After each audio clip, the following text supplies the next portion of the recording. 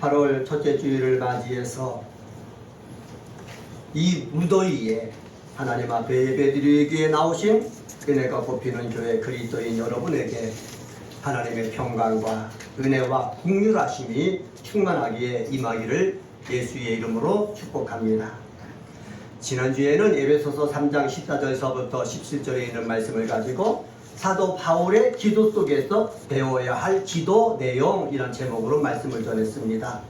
기도 속에서 배워야 할 기도 내용이 뭐라고 말씀했습니까?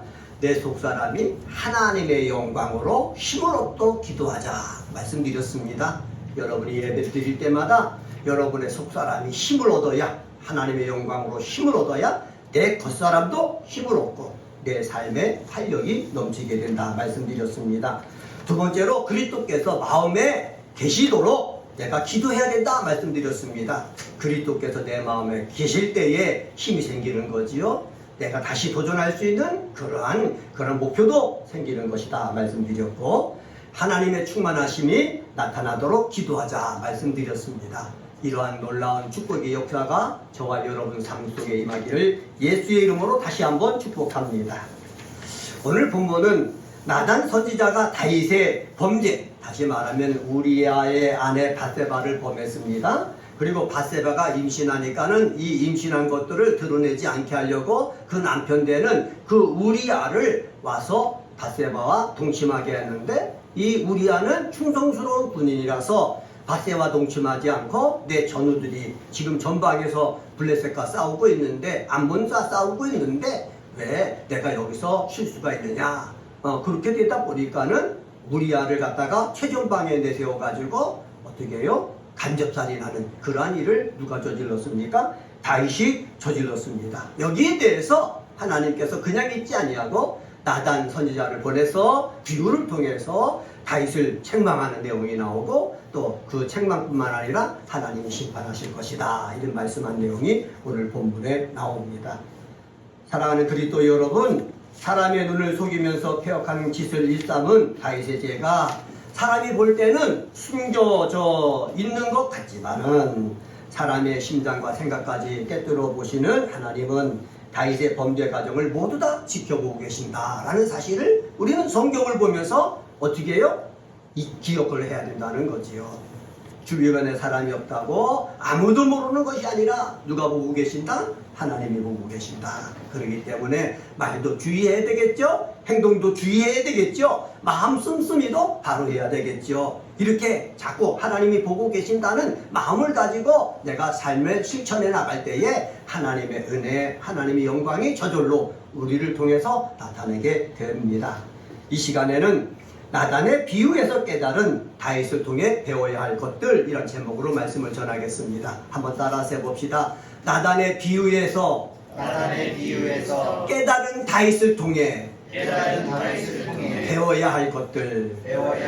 네, 나단의 비유에서 다윗이 어떻게 깨달았다는 거지요. 무엇을 깨달았는지 우리가 배워야 된다 라는 것입니다. 배우라고 성경에 기록해서 남겨둔 것이지 그냥 들으라고 남겨주신 것은 아니거든요. 그러면 첫 번째로 7절 8절을 통해서 우리가 찾아볼 수 있는데, 그것은 바로 뭐냐? 하나님이 나의 삶을 주도하시도록 하자라는 거죠. 한번 따라서 해봅시다. 하나님이 나의 삶을 주도하시도록 하자. 네. 우리가 예수 그리스도를 내 마음속에 모시면은 예수님은 내 안에 들어와 계십니다. 예수님이 내 안에 들어오셔서 예수님이 나의 삶을 주도해 나갈 때 우리는 신학적으로 성령 충만한 삶을 살고 있다 이렇게 얘기합니다. 여러분이 성령 충만한 삶을 살고 있는지 아닌지는 예수님이 아니면 하나님의 말씀이 나의 삶을 주도하고 있는가, 아니면 내가 나의 삶을 주도하고 있는가, 이걸 찾아보면 되는 거예요. 뭐 성령 충만하다고 해서 뭐 방언을 말하고 뭐 성령의 은사가 나타나고, 그것은 성령의 충만의 일부의 역사이지, 성령 충만은 바로 뭐냐? 나의 삶을 누가 주도하시는 거예요? 하나님이 주도하시는 거예요. 공부하는 사람도 나의 삶을 하나님이 주도하고, 세상에 나가서 일하는 사람도 하나님이 나의 삶을 주도하는 삶을 내가 살려고 할 때 나는 자연스럽게 성령 충만한 사람이 되고 예수의 사람이 되고 예수의 냄새를 풍기는, 예수의 향기를 피우는 그러한 사람이 됩니다. 사랑하는 성도 여러분, 그런데 오늘 다윗을 보세요. 다윗이요, 다윗의 삶을 하나님이 주도하실 때는요, 어려움을 다 이겨냈어요. 사울왕이 다윗을 죽이려 할 때도 믿음 가운데서 하나님 우선주의로 다 이겨냈거든요. 그런데 다윗이 자신의 삶을 주도할 때가 있었어요. 그것은 언제냐?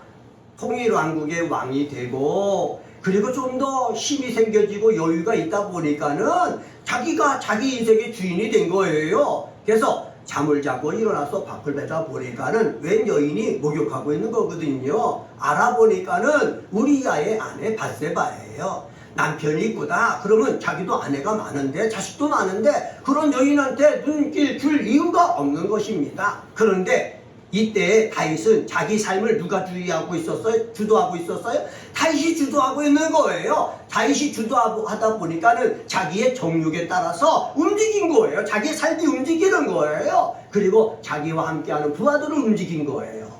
다윗만 그렇습니까? 아니에요. 저와 여러분도 마찬가지예요. 저도 목사이지만은 말씀이 나를 주도하고 성령이 나를 주도하면은 하나님 말도 바로 하려고 하고 행동하는 것도 잘하려고 하고 마음 씀씀이도 예수님 닮아서 행하려고 애쓰거든요. 그런데 제 속에 정욕이 들어온단 말이에요. 그러면 정욕이 나를 주도하면 어떻게 되겠습니까? 목사이지만 물질에 욕심이 생기는 거예요. 목사이지만은 다른 사람들을 어떻게 눌러서든지 내가 잘 되고 싶어 하는 거예요. 시기하고 질투가 일어나는 거예요. 그러면 우리가 어떻게 해야 되겠습니까? 성경이 다윗을 통해서 오늘 말씀하시는 것은 누구든지 다윗이라도 목사라도 여러분이라도 내가 나의 삶을 주도하면은 그릇된 길 잘못된 길로 갈 수밖에 없지만은 하나님이 나의 삶을 주도하라고 그러면은 어려움도 이겨낼 수가 있고 그리고 지혜도 얻을 수가 있고 그리고 어떻게 해요? 주의 말씀은 내 발의 등이요 내 길의 빛이라 말씀하셨으니까는 주님의 말씀을 따라서 어떻게 해요? 한 걸음 한 걸음 더 갈 수가 있는 것입니다. 나단이 다윗에게 부자와 가난한 자의 비율을 얘기해 주거든요.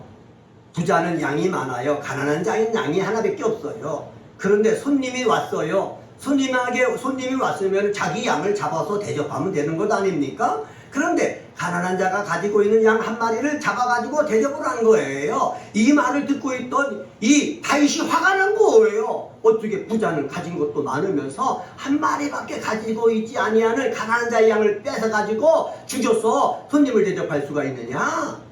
화가 난 거예요. 화가 난 모습을 보고 나단 선지자가 뭐라 그런 줄 아십니까? 그런 부자가 누구다? 다윗이다 라고 지적을 한 거예요. 7절 상반절 말씀 보세요. 7절 상반절에 보면은 나단이 다윗에게 이르되 당신이 뭐라고요? 그 사람이라. 당신이 그 사람이라 말씀했습니다. 7절 하반절도 볼까요? 7절 하반절에 보면은 내가 너를 이스라엘 왕으로 기름 붓기 위하여 너를 사울의 손에서 구원하고 라고 얘기합니다. 여기서 내가 라는 말이 나오지 않습니까? 내가 라는 말은 누굴 가르칩니까? 여호와 하나님을 가르치는 거예요. 삼위일체 하나님을 가르치는 거예요. 하나님께서 다윗에게 기름 부으셨죠. 양을 치고 있는 목동에게 불과한 다윗에게 하나님의 이름을 주셔가지고 골리앗과 싸워서 이길 수 있게 해주셨죠. 사울왕이 다윗을 죽이려고 할 때도 사울의 손에서 어떻게 하나님께서 구원하여 주셨죠? 하나님이 주도할 때는요 어려움도 다 이겨냈다는 거예요. 바르게 이겨냈다는 거예요. 사울을 죽이지도 않고 사울에게 기름 부으신 하나님의 권위를 인정하면서 다 이겨냈다는 거예요. 하나님이 주도하도록 너에게 기름을 부어서 사울왕의 것을 너에게 줬는데 너에게 권세가 있고 시간이 있다 보니까는 누가 자기 주인 역할을 하는 거예요? 하나님이 주인이 되는 것이 아니라 누가 주인이 된 거예요? 다윗이 주인이 되는 것이에요.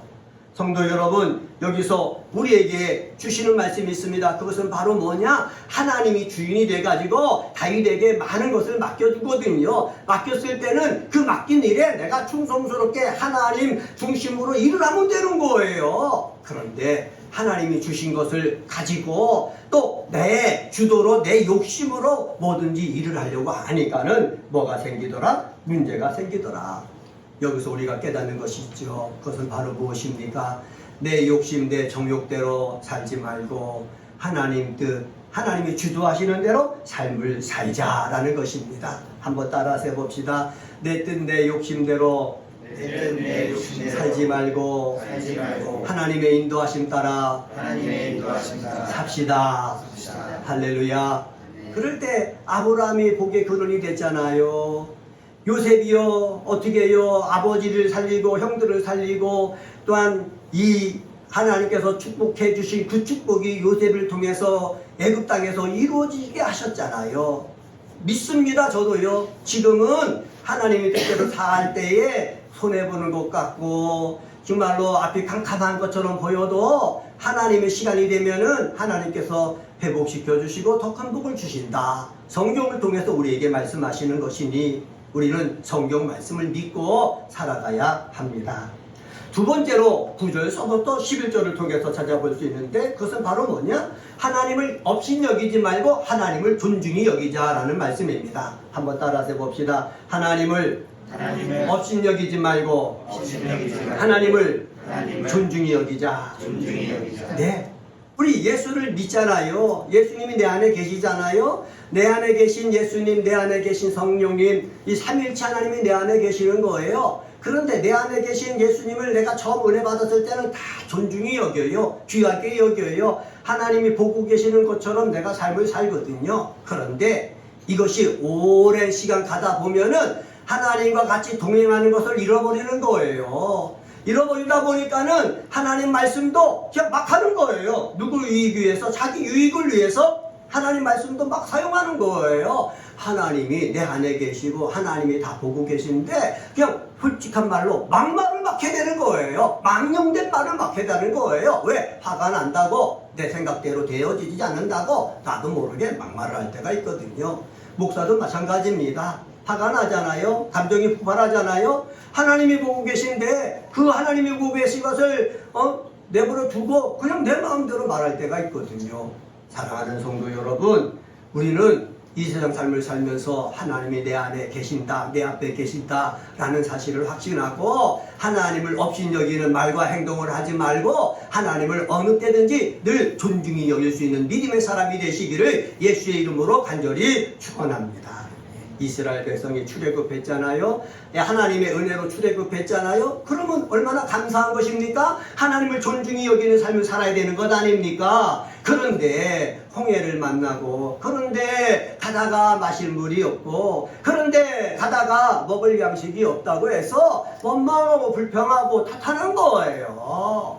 여러분, 하나님은 다 보고 계시는 거예요.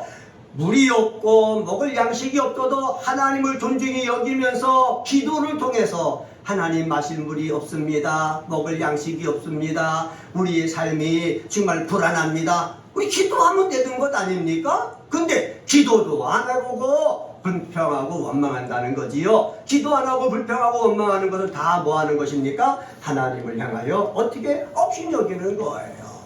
우리는요 말로도 하나님을 향해서 업신여기지 말아야 됩니다. 업신여긴다, 멸시한다는 거예요. 무시한다는 거예요. 행동으로도 하나님을 우리가 무시해서는 안 되는 거예요. 멸시해서는 안 되는 거예요. 마음 씀씀이를 쓸 때도요 하나님을 무시해서는 안 되는 거예요. 하나님은 늘 나를 보고 계신다라고 생각하고 말하고 행동하고 마음 씀씀이를 쓸 줄 아는 저와 여러분이 되기를 다시 한번 예수님의 이름으로 축복합니다. 제가 구약에 나오는 요셉이를 굉장히 좋아합니다.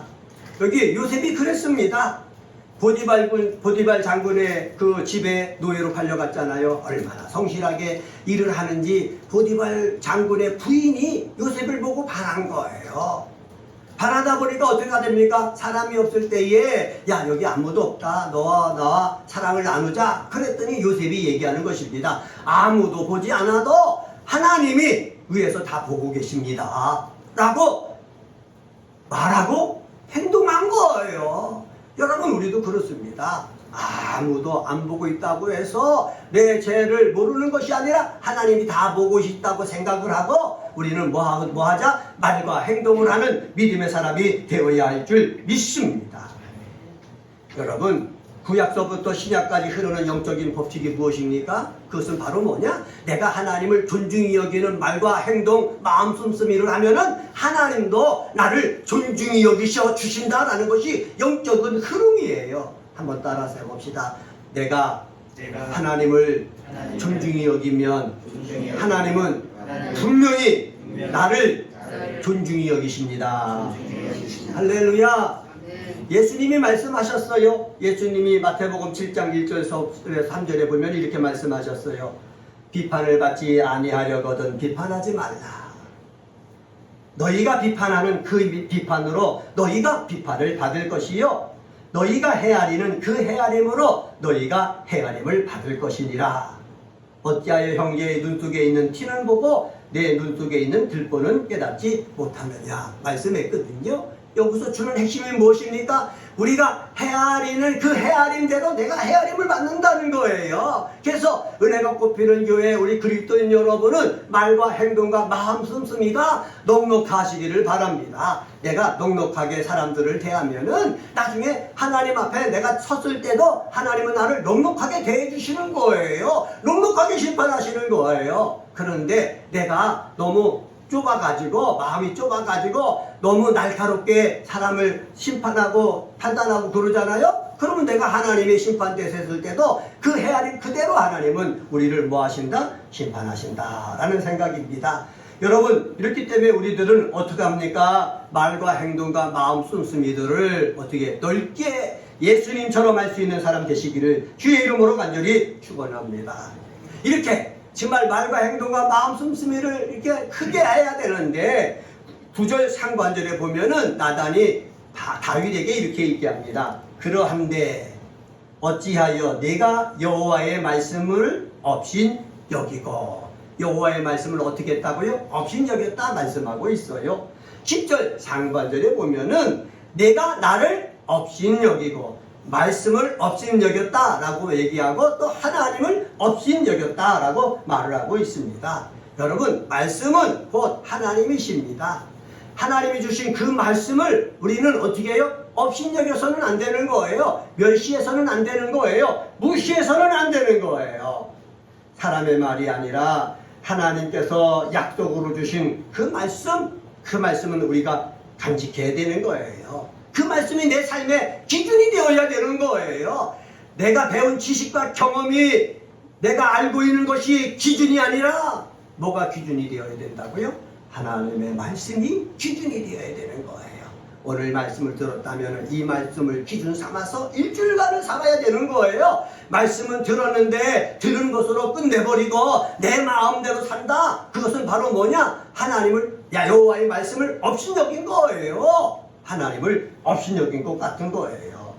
시편 119편 105절에 보면은 주의 말씀은 내 발의 등이요 내 길의 빛입니다. 아까 조금 전에 말씀드렸지 않습니까? 하나님 말씀을 앞에 두고 그 말씀 따라 살아가야 된다라는 것입니다. 이러한 믿음의 삶의 모습이 저와 여러분 속에 있게 되어지기를 주님의 이름으로 간절히 축원합니다. 그런데 하나님이 내 속에 들어오시고 하나님의 말씀을 주셨는데 하나님의 말씀을 없인 여기고 내 마음대로 삶을 산다? 이렇게 사는 것은 실패의 원인이 되는 거예요. 실패의 원인이 되지 않으려면 우리는 어떻게 살아가야 된다? 하나님 말씀대로 살아가야 된다라는 사실 기억하시기를 바랍니다. 그런데 교회 다니는 많은 교인 중에서 하나님의 살아있는 말씀을 듣고 알고만 끝나는 분들이 너무나 많이 있어요. 교회 와서 말씀을 들은 것으로 끝나요? 아는 것으로 끝나요? 삶에 적용하지 않는 거예요. 내 가정에 와서 적용하지 않아요. 내 일터에서 적용하지 않아요. 말씀과 나의 삶이 괴리가 되어 있는 거예요. 차이가 있는 거예요. 그러니까는 능력이 나타나지 않는 거예요. 경건의 모양은 있지만 경건의 능력이 없게 되는 거예요. 경건의 능력은 어디서 옵니까? 물론 산에 들어가서 기도하는 데서 경건의 능력이 오는 것 같지만은 하나님의 말씀을 내 삶 속으로 실천할 때에 경건의 능력이 온다 라는 사실을 우리는 기억을 해야 돼요. 하나님 말씀대로 실천할 때 나 중심의 삶이 아니라 누구 중심의 삶이 되는 거예요? 하나님 중심의 삶이 되는 거예요. 그렇게 되어지면은요 어떻게 되십니까? 하나님이 함께 하시는 거예요. 하나님이요 말씀하신 대로 우리를 통해서 나타나길 원하시는 거예요. 예수님도요 저를 통해서 나타나길 원하거든요. 여러분을 통해서 나타나길 원하거든요. 성령님이 우리 속에 오셨잖아요. 오신 이유가 무엇입니까? 성령이 오셔서 저를 통해서 예수님의 말씀, 예수님의 능력이 나타나길 원하고 여러분을 통해서도 예수님이 나타나기를 원하신다라는 사실입니다. 이 사실을 가지고 우리 사랑하는 은혜가 꽃피는 교회, 우리 사랑하는 우리 그리스도인 여러분들은 이 세상 삶을 살아나갈 때에 하나님을 업신여기지 말고 하나님을 존중히 여기는 믿음의 삶을 사시기를 예수님의 이름으로 축복합니다. 세 번째로 13절에서부터 15절에 보면은 원수의 비방거리가 있으면은 하나님으로부터 용서 안 받자라는 것입니다. 한번 따라서 봅시다. 원수의 비방거리가 있으면 하나님으로부터 용서 안 받자.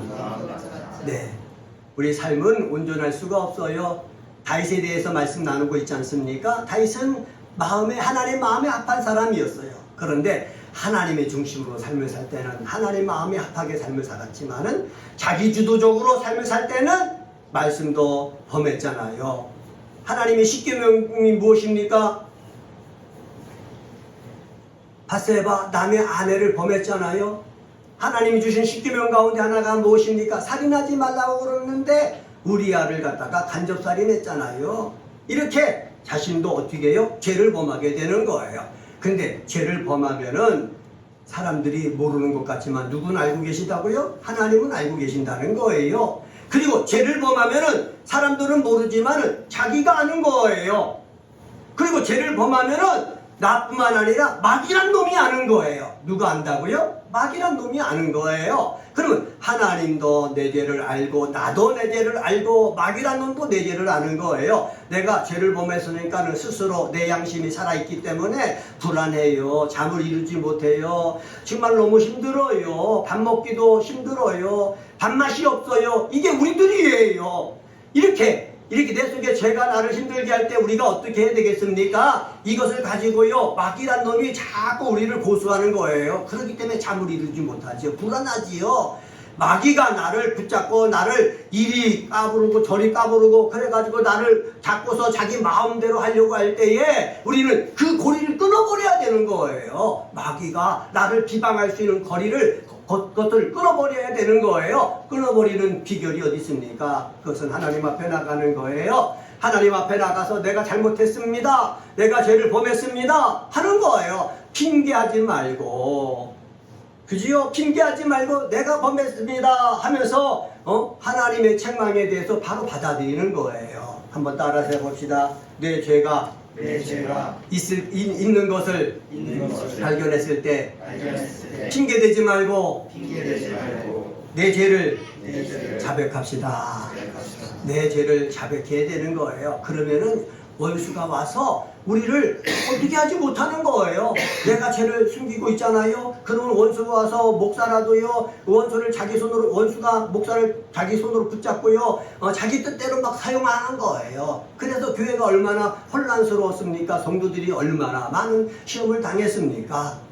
목사든지 누구든지 잘못해가지고 하나님의 영광 가리고 마귀가 나를 자기의 불의의 병기로 사용한다라는 느낌이 들었을 때 우리들은 그 자리에서 무릎 꿇고 내가 잘못했습니다. 하나님 앞에 뭐 해야 된다? 자백해야 된다라는 것입니다.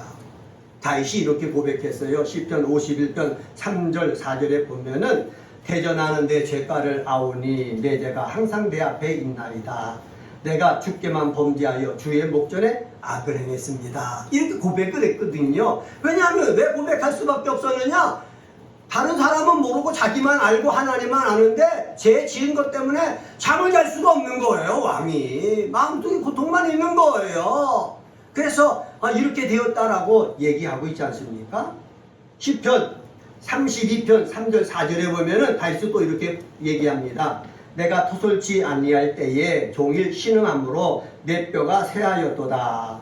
주의 손이 주야로 나를 누르시오니 내 진액이 화하여 여름 가물에 마름같이 되었다. 내가 그렇게 힘들다는 거예요.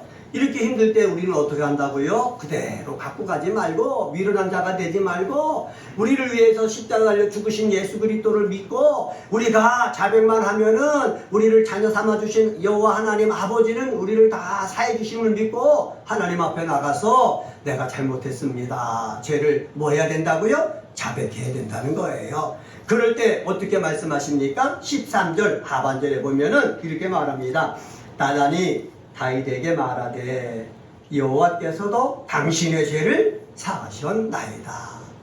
여호와께서도 당신의 죄를 뭐 했다고 그랬습니까? 사했다라는 거예요. 여러분, 우리가 죄를 자백하잖아요. 그러면요, 하나님이 죄를 사하실 수밖에 없는 거예요. 왜 그렇습니까? 하나님이 죄를 사해주지 않으면은 마귀란 놈이 우리를 갖고 놀거든요. 마귀란 놈이요, 하나님과 우리 사이의 관계가 가까워지지 못하도록 우리를 갖고 놀거든요. 하나님이 이를 방해하거든요. 하나님이 그냥 사해주지 않으실 수가 없는 거예요. 왜? 마귀가 갖고 노는 불의의 병기가 되지 않고 하나님의 일꾼이 되어지기를 원하기 때문에 그런 거예요. 한번 따라서 해봅시다. 하나님은 마귀의 병기가 되지 않고 하나님의 일꾼이 되기를 원하십니다. 네? 그래서요, 다윗이 그런 죄를 졌지만은, 밧세바를 범하고 우리아를 죽이는 죄를 졌지만은 왕의 역할을 그대로 하게 하셨잖아요. 그래서 다윗은요, 그것을 갖고 참여한 다음에 왕의 역할을 멋있게 감당해가지고 이스라엘을 가장 큰 강대국으로 만든 거예요. 사랑하는 그리스도인 여러분, 내가 잘못할 수도 있어요. 그렇다고 해서 하나님은 나의 일을 빼앗지 않으셔요. 하나님께서는 내 죄를 용서해 주셔요. 그리고 하나님께서 주신 그 사명을 감당하기 원하시는 거예요. 잘못했다고 사명 뺐으면 이 세상에 감당할 사람이 어디 있습니까? 아브라함이 어떻게 복의 근원이 될 수가 있겠습니까? 다윗이 어떻게 이스라엘의 성군이 될 수가 있었겠습니까?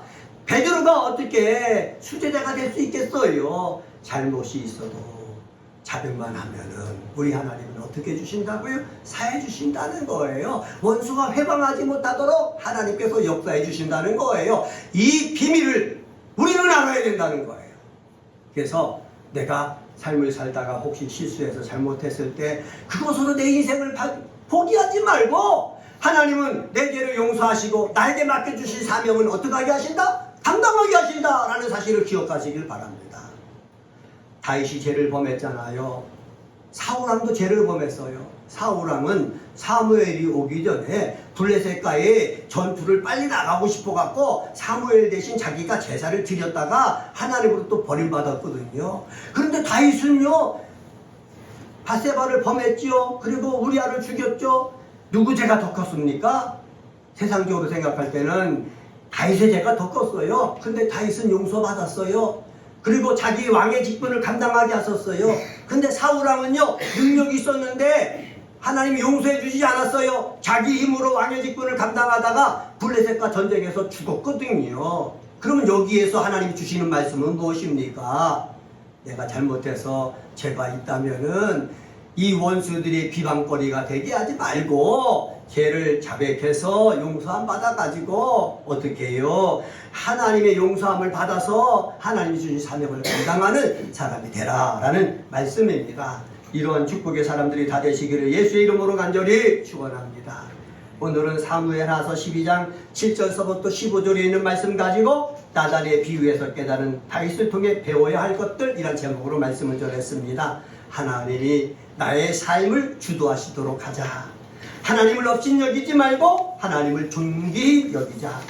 원수의 비방거리가 있으면은 하나님 앞에 자백해서 용서함 받자 말씀드렸습니다. 이 말씀이 여러분들에게 은혜가 되고 힘이 되어지기를 예수님의 이름으로 축복합니다. 기도하겠습니다.